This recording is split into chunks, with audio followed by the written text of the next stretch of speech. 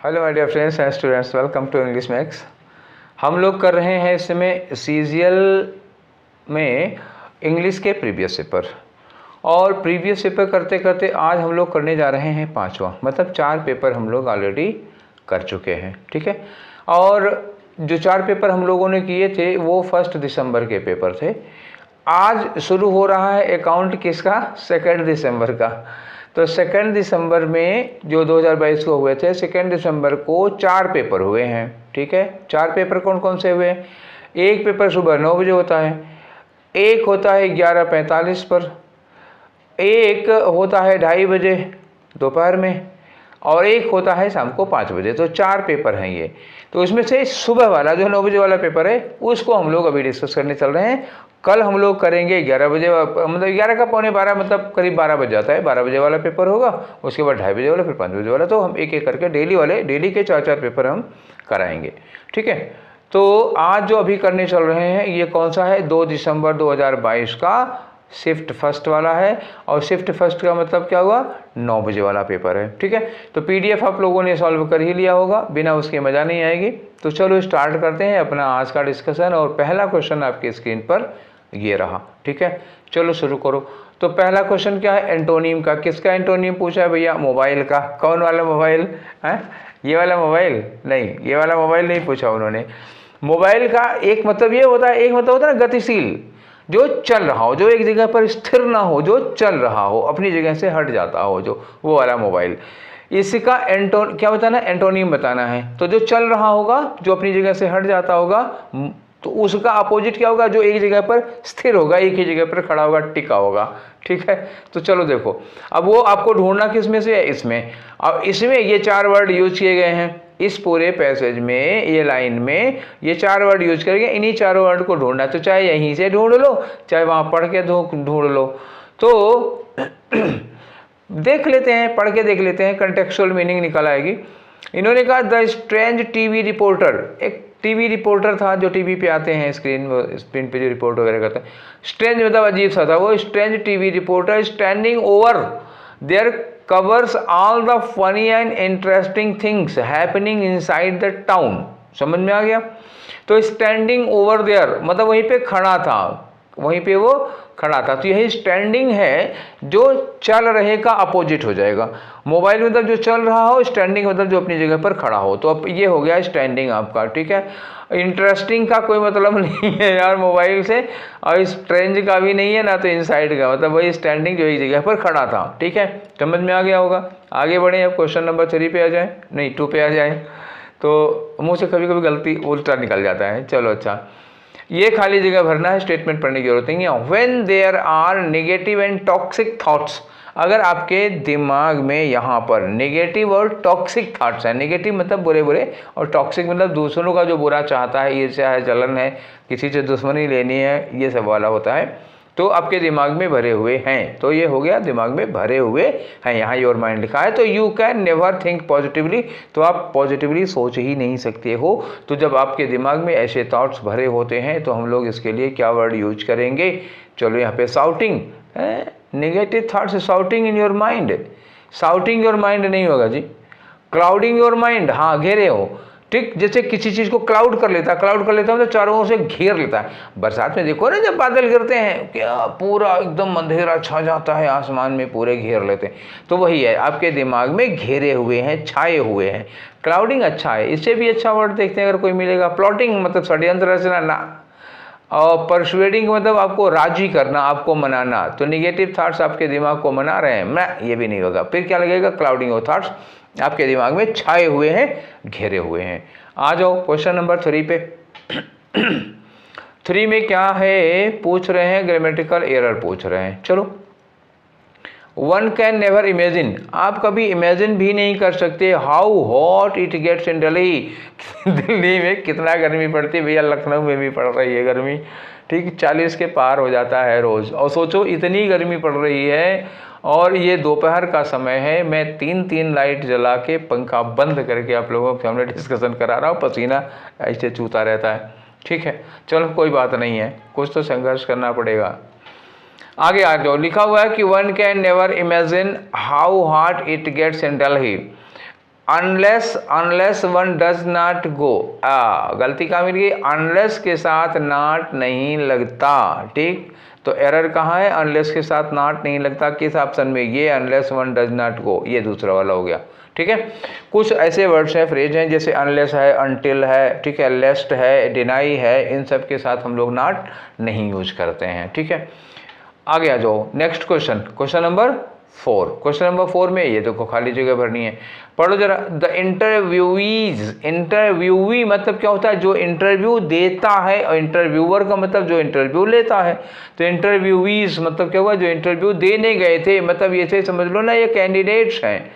तो इंटरव्यूईज वर slowly becoming impatient, धीरे धीरे इन लोगों का धैर्य जवाब दे रहा था, इम्पेशेंट होते जा रहे थे लोग, क्योंकि as they were left to, क्योंकि इन्हें छोड़ दिया गया था क्या करने के लिए, इंतजार करने के लिए, in the waiting room for hours, घंटों से ये लोग बेचारे वेटिंग रूम में पड़े थे, इंतजार कर रहे थे। तो अब बताओ किसी को कहीं बैठा दो और 2 घंटा 2.5 घंटा इंतजार करें तो वो ऊबने नहीं लगेगा, तो यही ऊब रहे थे ये लोग।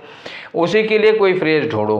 तो लिखा है ड्रॉ अ लॉन्ग बो। ड्रॉ अ लॉन्ग बो का मतलब क्या होता है, ड्रॉ अ लॉन्ग बो का मतलब होता है अपनी बड़ाई खुद करना, अपने मुंह में मिट्ठो भरना या डींग मारना, ठीक है। क्या होता है, बड़ी बड़ी हाँकना, ये सुना है ना, बड़ी बड़ी हाँकना। तो ये लोग अपने भैया ये हो गया बड़ी बड़ी हाँकना, तो ये तो यहाँ सूटेबल लग नहीं रहा है। आगे लिखा है flog the dead horse. Flog the dead horse मतलब मरे हुए घोड़े को चाबुक मारना, मतलब क्या हुआ, एक ऐसा काम करना जिसका कोई रिजल्ट नहीं निकलने वाला है, ये भी नहीं कर रहे हैं ये लोग। कूल देयर हील्स, हाँ ये हो सकता है। कूल देयर हील्स का मतलब क्या होता है, मेक समबडी टू वेट, ठीक है, मेक समबडी टू वेट, ये होता है वेट कराना किसी से, ठीक है। मेक कूल देयर हील का मतलब पैर ठंडा करना, मतलब किसी से वेट कराना, तो वेट ये वाला आ जाएगा, ठीक है। जब कैंडिडेट्स को एक हॉल में वेटिंग रूम में बैठा के 2-2.5 घंटे इंतजार करवाओगे तो वो लोग धीरे धीरे इम्पेशेंट होंगे ही होंगे, ठीक है। तो ये ऑप्शन हुआ। होल्ड वाटर का मतलब क्या होता है, किसी का भरोसा जीतना, ठीक है, भरोसे का होना। जैसे हम कहें यू होल्ड माई वाटर, मतलब क्या हुआ, तुम्हारे ऊपर मुझे भरोसा है, ठीक है, तो होल्ड वाटर करो, ठीक है, कुछ दमदार हो, तुम्हारे पर भरोसा किया जा सकता है। तो अब यहाँ के लिए तो ये भी सुटेबल नहीं है, यहाँ वही होगा कूल देयर हील्स। आगे आ जाओ, क्वेश्चन नंबर 5 में चलते हैं और देखते हैं क्वेश्चन नंबर 5 में क्या है। लिखा है एक्टिव वॉइस बनाओ। एक्टिव वॉइस बनाए तो लिखा है the bounded man was being helped. Being के साथ हेल्प्ड मतलब क्या हुआ, ये कंटिन्यूअस की एक्टिव वॉइस में बनाओगे तो बीइंग हेल्प्ड की जगह क्या हो जाएगा, हेल्पिंग हो जाएगा, ठीक है। बाय आ फ्यू मेन जो लिखा हुआ है ये प्लूरल सब्जेक्ट हो जाएगा, तो ये प्लूरल सब्जेक्ट होगा तो वाज जहाँ है वहाँ पे वर लग जाएगा, क्योंकि यहाँ लगा क्या होगा, main. Uh few main were helping किसकी, द वाउंडेड मैन। तो आ फ्यू मैन वर हेल्पिंग ना, तो ये तो पहली बात तो आर को कहा गोली मार दो, ये हैड बीन को गोली मार दो, दो साफ हो गए। अच्छा दूसरी बात, वाउंडेड मैन थोड़े ना हेल्प कर रहा था, लोग हेल्प कर रहे थे वाउंडेड मैन की, तो ये उल्टा हो गया, ये नहीं लगेगा। अब हमारे पास एक ऑप्शन बचा हुआ है, आ few man were helping the bounded man, काम खत्म हो गया ना, समझ गए, ठीक है। चलो काटना सीखो बच्चा, जितनी जल्दी काट लोगे ना ऑप्शन उतना ही अच्छा होगा आप लोगों के लिए, ठीक। आगे आ जाओ, ये एंटोनियम बताना है किसका, अपोज का। अपोज करोगे, जब किसी चीज़ का अपोज करोगे ना तो विरोध करोगे, विरोध। अब इसमें देखो एम्बॉडी हो गया, एम्बॉडी का मतलब क्या होता है, अवतार लेना, ठीक है। जैसे भगवान जब या मानव रूप धारण करते हैं तो अवतार ले लेते हैं। एनकरेज का मतलब क्या होता है, किसी को प्रोत्साहित करना, उकसाना, ठीक है।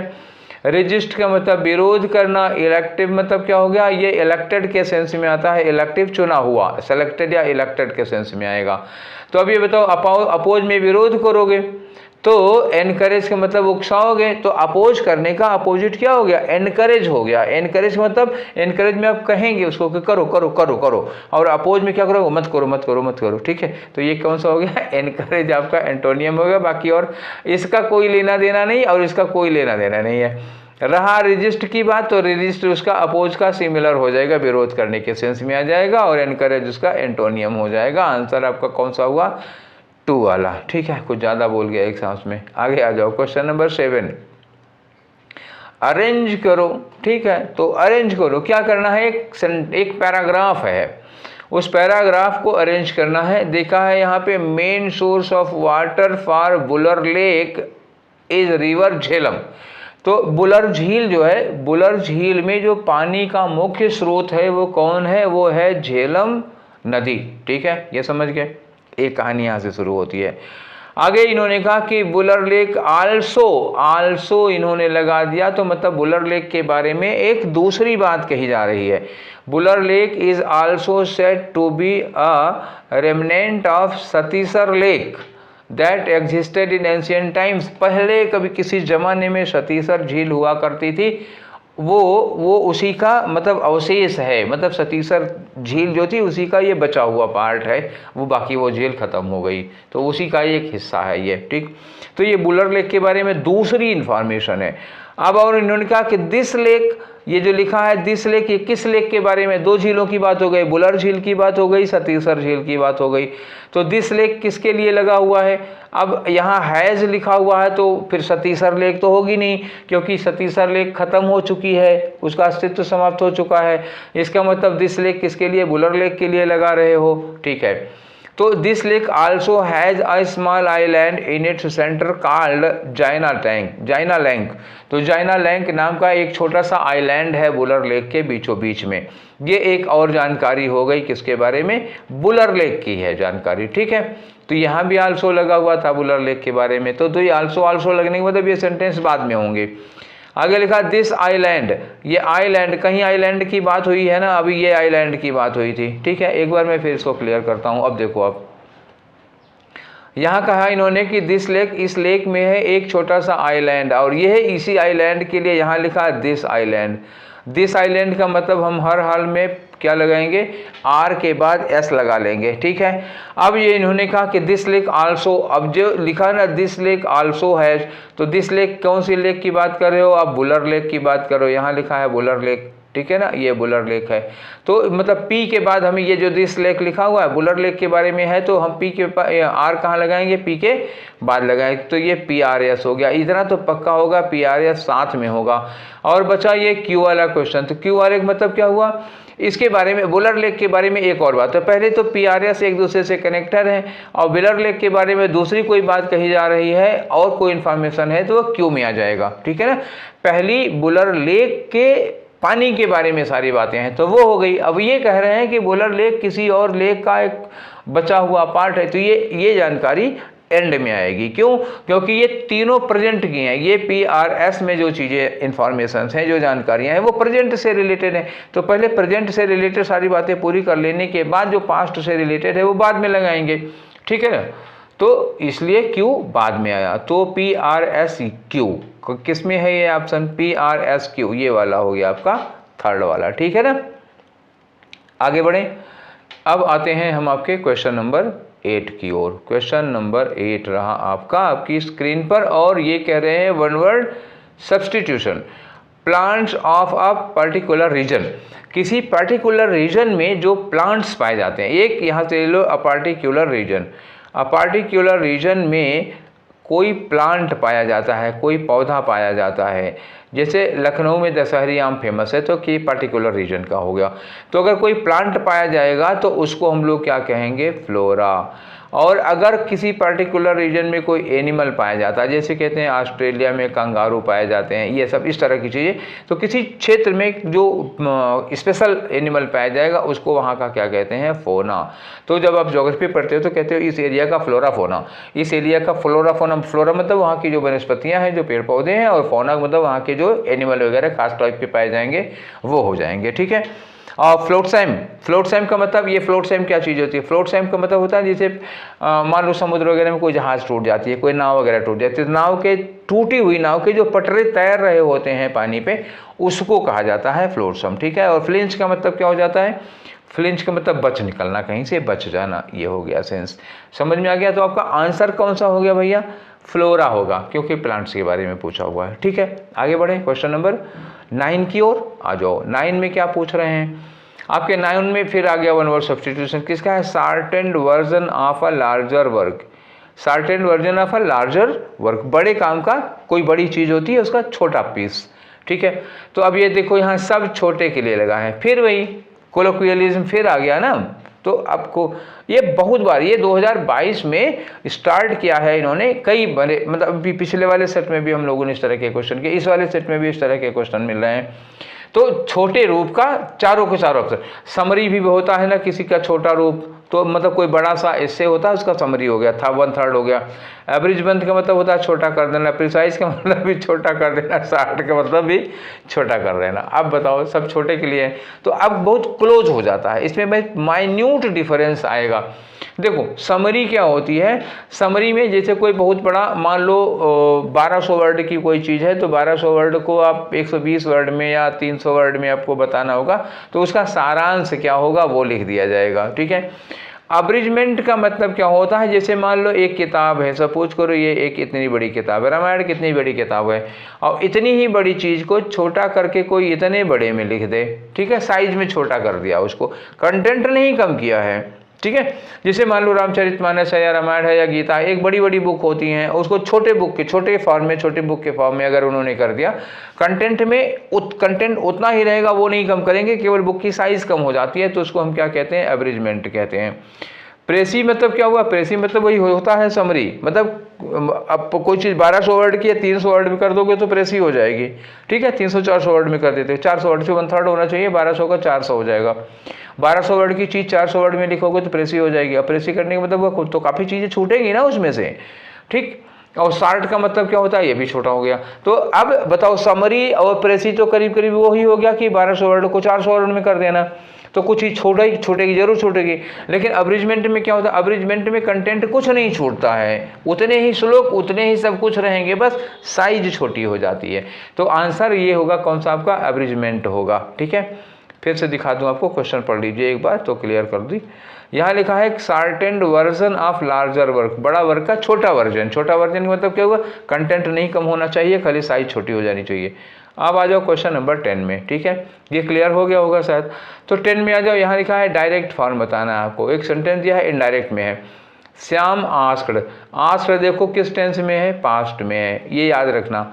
आस्क्ड पास्ट में है। मी आगे लिखा है हाउ आई, आई का है, आई है, मी होगा। आई अगर मी होगा तो इसकी जगह पर क्या रहा होगा, यू रहा होगा, ठीक है। हाउ आई हैड, हैड का मतलब क्या हुआ, हैड फिर आई के पहले चला जाएगा, यू के पहले। हाउ उसके बाद हैव यू, या हाँ हैव यू होगा, ठीक है। परसुएडेड हिज सिस्टर, हिज किसके लिए लगा होगा, हिज, श्याम बोल रहा है ना, श्याम के लिए लगा होगा, तो यहाँ श्याम के लिए हिज आया, इसका मतलब यहाँ क्या रहा होगा, माई रहा होगा। क्लियर हो गया ना। अब आंसर ढूंढो, हाउ आर यू परसुएडिंग। देखो यहाँ हैड परसुएडेड लिखा है ना, हैड परसुएडेड, तो कंटिन्यूअस तो यहाँ है नहीं, कंटिन्यूअस नहीं है, तो how are you persuading continuous होगा ही नहीं, खत्म करो। हाउ हैव यू, तो मैंने कहा था हैव हो सकता है, हैव या डिड हो सकता है, दो चीज़ें। हाउ हैव यू, हैव का और डिड का, इसका जब हम इनडायरेक्ट बनाते हैं तो हैव का और डिड का क्या बन जाता है, हैड बन जाता है। या हैव ना हो तो यहाँ पर हैज़ भी हो सकता है, क्योंकि यू लगाना होगा। तो अब देखो, या तो हैव मिले या तो डिड मिले, जो इन्हीं में से जो मिलेगा वही होगा। एक हैव मिल गया हमको और दो डिड मिल गए, ठीक है ना। तो इसी में हम लोग ठीक करते हैं, देखते हैं। तो जब ये हैव है तो हैव के साथ ये परसुएडेड थर्ड फॉर्म में होनी चाहिए थी, गलत हो गई। How did you persuade, did के साथ ये परसुएडेड थर्ड फॉर्म में है, ये गलत हो गई, ठीक है। तो डिड के साथ परसुएडेड नहीं लगाओगे, हैव के साथ परसुएडेड लगाना था, तो दूसरा वाला भी गलत हो गया, हैव के साथ परसुएडेड होना चाहिए, तीसरा वाला गलत हो गया, डिड के साथ परसुएड होना चाहिए। अब एक तो सही करोगे कि नहीं करोगे। यहाँ लिखो चौथा, देखो हाउ डिड यू परसुएड, यहाँ डिड लिखा है, how did you persuade my sister, ठीक है। अब डिड के साथ वर्ब की फर्स्ट फॉर्म लगनी थी, ये भी सही हो गया। और डिड अगर होगा, डायरेक्ट में डिड होगा तो इनडायरेक्ट में डिड का हैड हो जाएगा, ये भी सही है। तो पूरी तरह से चौथा वाला आंसर करेक्ट है, ठीक है। आगे बढ़े, समझाना था आप लोगों को ना, थोड़ा ज़्यादा टाइम लग जाता है, मतलब मैं ऐसे ये चौथा वाला होगा, ऐसा कैसे हो जाएगा चौथा वाला, जब तक बताएंगे नहीं तब तक कैसे हो जाएगा चौथा वाला, इसलिए बताना पड़ता है उसको ना, कैसे मान लो, मतलब मेरे कहे से ना मानो, समझो उसको। आगे आ जाओ, करेक्ट एक्टिव फॉर्म, ठीक है। तो इसमें ये पैसिव वॉइस में दिया है, इसको एक्टिव में बनाना। तो लिखा can be switched off, can be, तो जब कैन के साथ हम वर्ब की फर्स्ट फॉर्म लगाते हैं तो पैसिव में इसी का कैन बी और वर्ब की थर्ड फॉर्म होता है। तो अगर वर्ब की थर्ड फॉर्म ऐसे दिया है तो इसका मतलब अब हमें क्या ढूंढना है, कैन के साथ वर्ब की फर्स्ट फॉर्म ढूंढो, कैन के साथ वर्ब की फर्स्ट फॉर्म। ठीक, कैन है तो कैन ही होगा, याद रखना, कुड नहीं होने वाला है, कैन कैन ही रहेगा, कुड नहीं होगा। तो ये देखो यहाँ पे कुड नॉट लिखा हुआ है, काटो। कैन का हैव होगा, नहीं होगा, काटो। इसमें देखो कहीं कैन लगा ही नहीं हुआ, तो कैन गायब कर दोगे, नहीं होगा।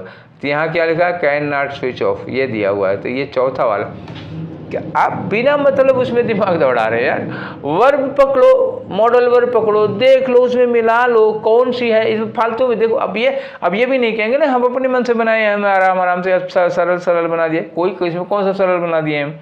ये आपका 2 दिसंबर का 9 बजे वाला पेपर है और ज़्यादा पुराना नहीं हुआ, दिसंबर 2022 का पेपर है, अभी अप्रैल चल रहा है, 4 महीने पहले की बात है ये, ठीक है। और ये पेपर एसएससी ने दे रखा है, सीजीएल का पेपर है, मजाक थोड़े है, ठीक। तो अब समझ लो, आप लोग बिना मतलब कितना डीप जाके पढ़ा करते हो, ये होगा वो होगा, देखो क्वेश्चन देख लो, अब बुद्धि लगाओ। अब एक्टिव पैसिव में डायरेक्ट इनडायरेक्ट वाली बुद्धि खोस दोगे, कैन का कुड हो जाएगा, तो फिर फालतू वाला काम करोगे ना। डायरेक्ट से इनडायरेक्ट बनाओगे, कैन का कुड हो जाएगा, लेकिन एक्टिव से पैसिव बनाओगे तो कैन का कैन ही रहेगा। बस यहीं आप मात खा जाते हो। अपनी गलती को पहचानो, एक्सेप्ट करो, सुधारो उसको, ठीक। नहीं मानोगे तो हमारा क्या बिगड़ने वाला, मान जाओगे तो अच्छा ही है। खुद से मानना है, हमारे सामने थोड़े एक्सेप्ट करना है कि नहीं सर हम किया करते थे ऐसी गलतियाँ, ठीक है। आओ 12 में क्या करना है, तो आपको अंडरलाइन पोर्शन को क्या करना है, सब्स्टिट्यूट करना, ये है सब्स्टिट्यूट करना। लिखा है अबू सेड दैट ही सा द पिक्चर। देखो अब यहाँ दैट लगा हुआ, ये भी इनडायरेक्ट हो गया। ये क्या हो गया, ये रिपोर्टिंग हो गया, ये आपका रिपोर्टेड हो गया, यहीं पे इन्वर्टेड कामा लगा होगा। तो अबू सेड, अबू ने कहा, इन्वर्टेड कामा में क्या रहा होगा बताओ, इन्वर्टेड कामा में रहा होगा आई सा द पिक्चर, आई सा द पिक्चर, ठीक है। योर हम लिखने जा रहे थे, वो गलत हो जाएगा, आई सा द पिक्चर ऐसे लिखा रहा होगा। तो जब ये आई सा है, वर्ब की सेकेंड फॉर्म है, तो जब इसको हम पास्ट इंडिफिनिट को इनडायरेक्ट में बनाते हैं तो पास्ट इंडिफिनिट का पास्ट परफेक्ट हो जाता है ना, हैड के साथ थर्ड फॉर्म लगनी चाहिए थी, हैड सीन हो जाता। तो जैसे आई सा है तो वहाँ पे होगा ही हैड सीन। अब देखो इन्होंने क्या किया है, ठीक, यहाँ हैज बीन, हैज भैया जब ये पास्ट में है, जब ये रिपोर्टिंग पास्ट में है, तो इसके अंदर में क्या, दैट के बाद आप हैज में ले आ दोगे, रिपोर्टिंग पास्ट में है, दैट के बाद आप प्रेजेंट लगा रहे हो। यूनिवर्सल ट्रुथ के अलावा ऐसा हो ही नहीं सकता किसी सूरत में। यहाँ पे ध्यान रखो, ये अबू सेड है, सेड के बाद has seen, will have seen, इनकी तो गुंजाइश ही नहीं है जी। और वुड हैव सीन क्यों होगा, फ्यूचर की बात कर रहा है कि पास्ट का। किसी आदमी ने कहा कि मैंने ये पिक्चर देखी, मैंने पिक्चर ये देख, मतलब अब वो काम जिस समय वो बता रहे हैं उसके पहले काम हो चुका है कि नहीं हो चुका। अगर बताने के पहले उन्होंने पिक्चर देखी है तो पास्ट परफेक्ट होगा, क्योंकि बता रहे हैं पास्ट इंडिफिनिट में, पिक्चर देखना पास्ट परफेक्ट में होगा। तो पास्ट परफेक्ट में कौन सा होना चाहिए, ये he had seen the picture. Clear हुआ, चलो आगे आओ। अब अगला क्वेश्चन है हमारा क्वेश्चन नंबर 13 में क्या बताना, इनकरेक्टली स्पेल्ड वर्ड, किसकी स्पेलिंग गलत है। देखो टेक्सचर दिया हुआ है, टेक्सचर तो सही है मुझे लग रहा है, ठीक, ये सही हो गया। टेम्पर भी सही लग रहा है। टेम्पर होता है किसी चीज़ से छेड़छाड़ करना। अब छेड़छाड़ का मतलब रास्ते में किसी लड़के से छेड़छाड़ की बात नहीं है। अरे जैसे बिजली का तार वगैरह होता है ना, बिजली का तार, जैसे मीटर है, लोगों के यहाँ बिजली का मीटर लगा हुआ, उसमें कुछ छेड़छाड़ कर देते हैं, बिजली का बिल कम आता है, वो उसको कहते हैं टेम्परिंग, ठीक है। सेवरी का मतलब क्या होता है, ठीक है। तो सेवरी मतलब होता है बड़े खूबसूरत कोई चीज़ होती है ना, दिलकश टाइप की खूबसूरत चीज़ होती है, तो उसको लगाते हैं। स्पेलिंग इसकी भी ठीक है, तो जिसकी स्पेलिंग सही है वो आंसर नहीं होंगे। अब बात आई सीज की, तो देखो एक ये वाला सीज होता है, ठीक, और एक सीज होता है SEIGE, ठीक है, 2 हो गया, और एक सीज होता है CEASE। 3 सीज मुझे पता है। ये वाला जो सीज होता है जब्त करना, जैसे कहते हैं कि पुलिस ने होटल को सीज कर दिया, जब्त कर दिया, तो ये वाला हो जाता है। ये नहीं, ये सीज हो गया घेर लेना, ठीक, उल्टा हो गया, ठीक है, नहीं इसे थोड़ा सा करेक्शन करना है मुझे। अभी मैंने जो बोला, ये सीज जो होता है ना, ये सीज पहले में सही बोला, तो जब्त करना होगा, ये सीज जब्त करना, और ये सीज क्या होता है, घेर लेना, ठीक है। तो जैसे पुलिस ने 1 करोड़ की हेरोइन जब्त की, तो ये वाला सीज होगा। और पुलिस ने होटल को चारों ओर से घेर लिया है, तो ये वाला हो जाएगा SEIGE, तो यही SEIGE होगा। ठीक है ना, समझ में आ गया? तो क्लियर हुई बात? ठीक है, आगे बढ़ो। आते हैं क्वेश्चन नंबर 14 में। तो ये आपका क्वेश्चन नंबर 14, एग्जाल्टेशन। एग्जाल्टेशन क्या मतलब? एग्जाल्ट का मतलब समझो पहले। एग्जाल्ट मतलब ओवर जॉय। क्या हो गया? ओवर जॉयड, मतलब बहुत ज़्यादा खुशी, मतलब हद से ज़्यादा, मतलब बेड़ा तोड़ के खुशी मना रहे हैं, वो वाला हो जाएगा। तो बहुत अति आनंद है, तो इसको हम क्या कहेंगे? एक्सट्रेजी कहेंगे। एक्सट्रेजी साइनोनियम बताना है ना आपको। तो एक्सट्रेजी होता है आनंद का चरमोत्कर्ष, मतलब परम सुख कहते हैं इसको, वही होगा सुख के लिए।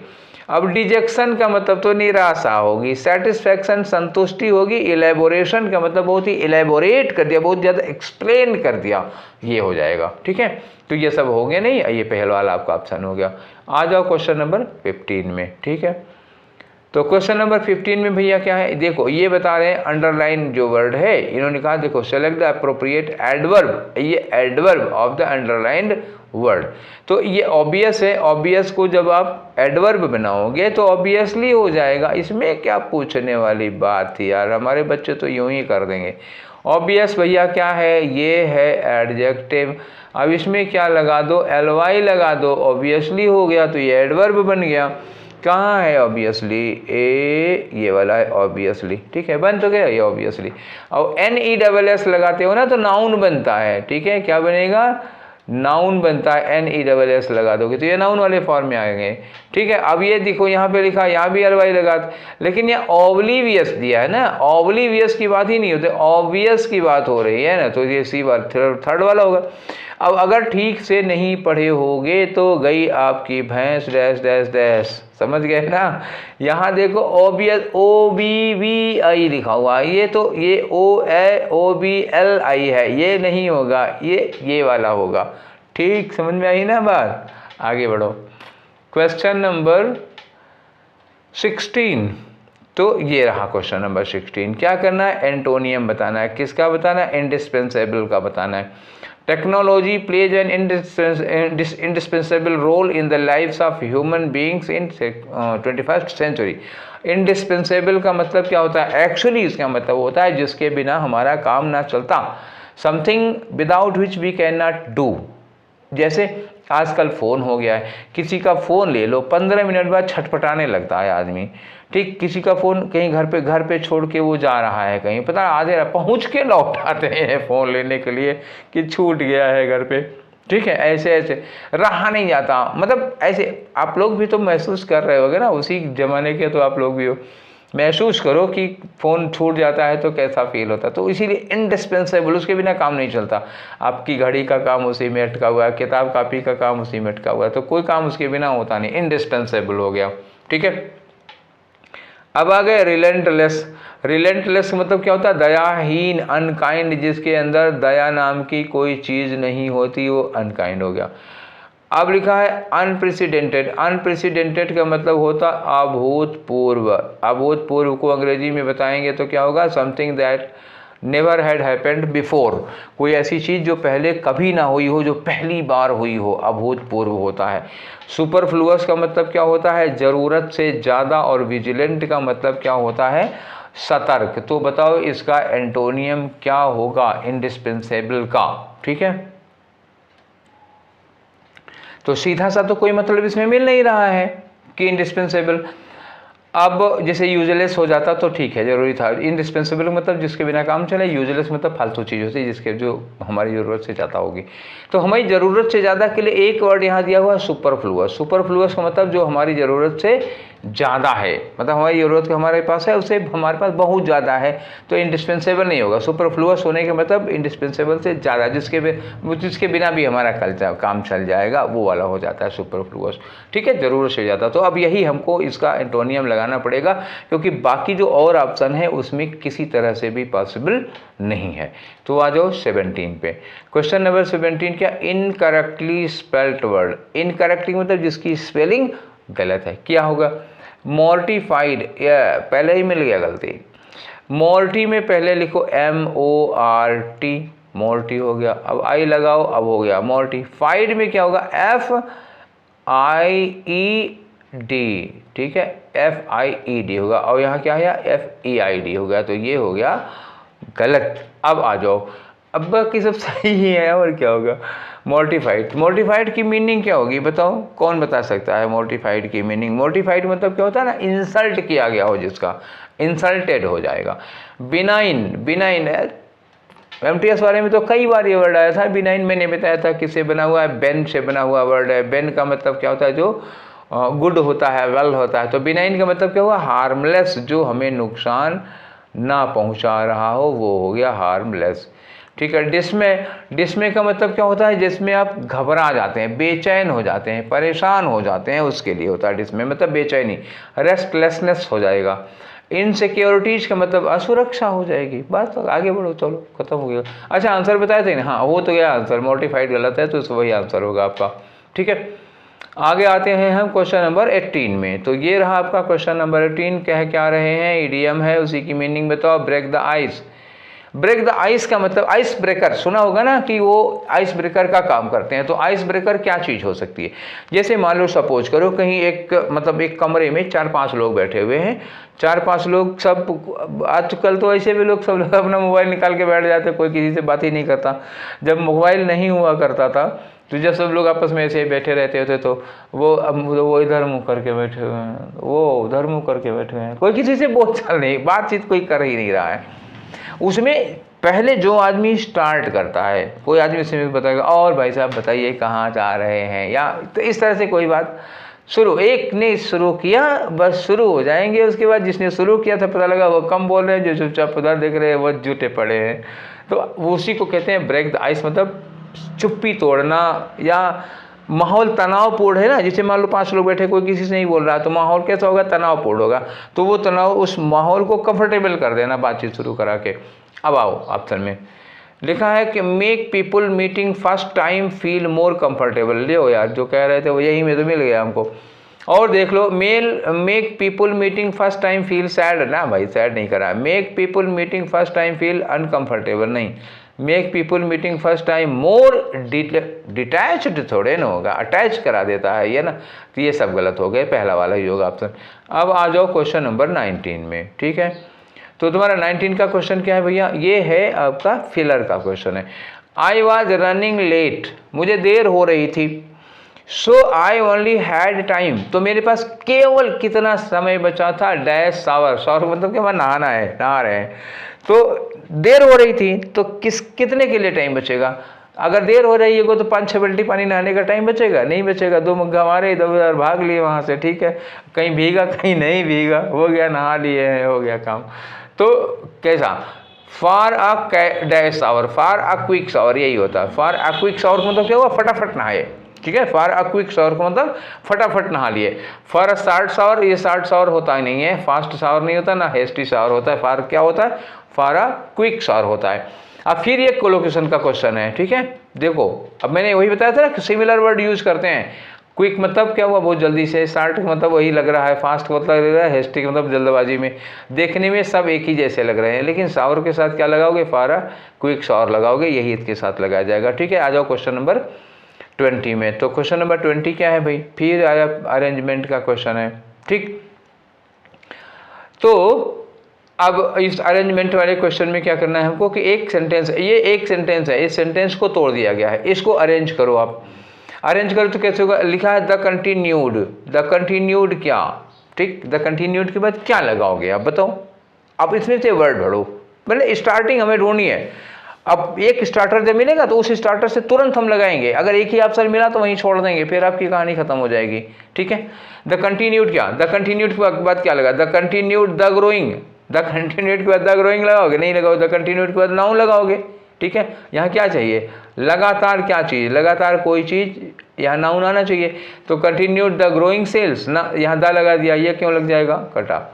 लिखा the continued dominance of the athleisure, हाँ ये हो जाएगा कंटिन्यूड डोमिनेंस, ये एक तो क्यू वाला मिल गया हमको। द कंटिन्यूड अलॉन्ग विद, पहले कंटिन्यूड के बाद नाउन लगाओ, तब तो अलॉन्ग विद लगा पाओगे, उसके साथ में कंजंक्शन का काम करेगा, ठीक है। आगे लिखा the continued had has had, ये कंटिन्यूड, अब देखो ये इसके साथ नाउन चाहिए ना हमें, द कंटिन्यूड एडजेक्टिव है, इसके बाद वर्ब लगा दोगे, एडजेक्टिव के साथ वर्ब कैसे लग जाएगा, इसके साथ नाउन चाहिए ना हमको, तो ना ये लगेगा ना ये लगेगा, क्यू के अलावा और किसी से स्टार्ट नहीं हो सकता, यहाँ क्यू नहीं लगा, यहाँ क्यू लगा है, ठीक, यहाँ क्यू लगा है, ठीक, यहाँ पी लगा हुआ है, ठीक, ये होगा नहीं।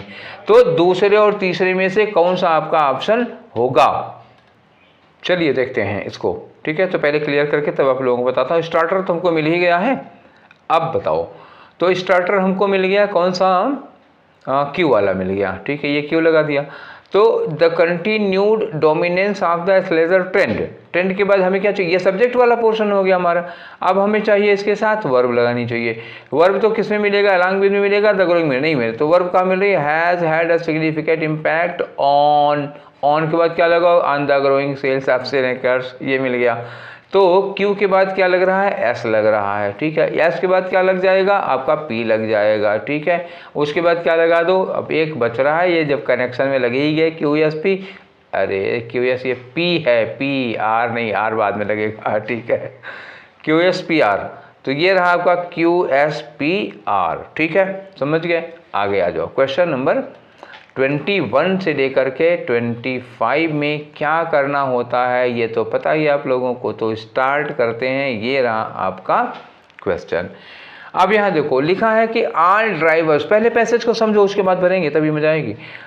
All drivers are affected by road rage, road rage का मतलब क्या, रेज मैंने गुस्सा होता है, ठीक है, RAGE, रेज मतलब गुस्सा, रोड की वजह से जो गुस्सा, सड़क की वजह से जो गुस्सा आता है उसको कहते हैं रोड रेज।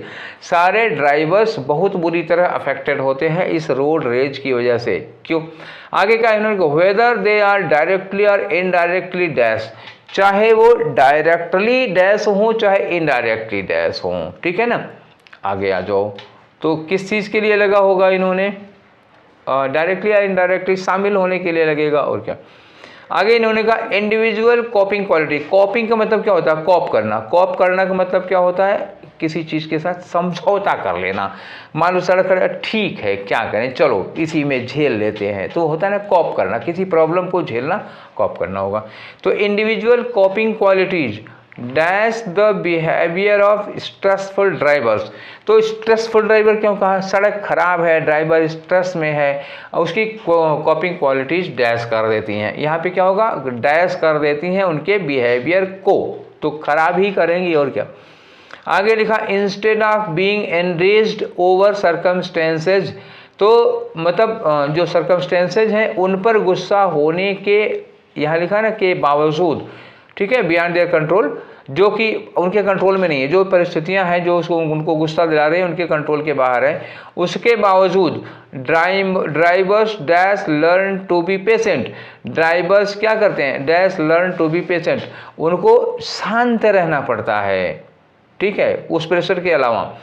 आगे लिखा है on the road we must be dash to control our own emotion, तो रोड पर हमें वी मस्ट बी डैश, हमें डैश होना चाहिए अपने इमोशंस को कंट्रोल करने के लिए। रोड रेज ड्राइवर्स, जो सड़क से गुस्सा खाए हुए ड्राइवर होते हैं, are more likely to dash more traffic offences, ज़्यादा संभावना होती है कि वो ट्रैफिक ऑफेंस मतलब ट्रैफिक की मिस्टेक, ट्रैफिक की गलतियां, अपराध ज़्यादा करेंगे, क्योंकि वो गुस्सा रहते हैं, उनकी संभावना ज़्यादा होती है, ठीक है। अब चलो भरो एक तरफ से, तो सबसे पहले वाले में क्या करोगे, इन्होंने कहा कि देखो all drivers are affected by road rage, बता दिए थे, मतलब वेदर दे आर डायरेक्टली और इनडायरेक्टली, क्या चाहे वो डायरेक्टली या इनडायरेक्टली क्या होंगे, इन्वॉल्व होंगे कि इन्वॉल्विंग होंगे कि इन्वॉल्व होंगे या इन्वॉल्व, तो इन्वॉल्व वर्ब तो वही दिया हुआ है ना, involved, whether they are directly और इनडायरेक्टली इन्वॉल्व, पैसिव वॉइस है, पैसिव वॉइस में हमें वर्ब की थर्ड फॉर्म लगानी पड़ती है EMR के बाद, ठीक है। नेक्स्ट क्वेश्चन आ जाओ,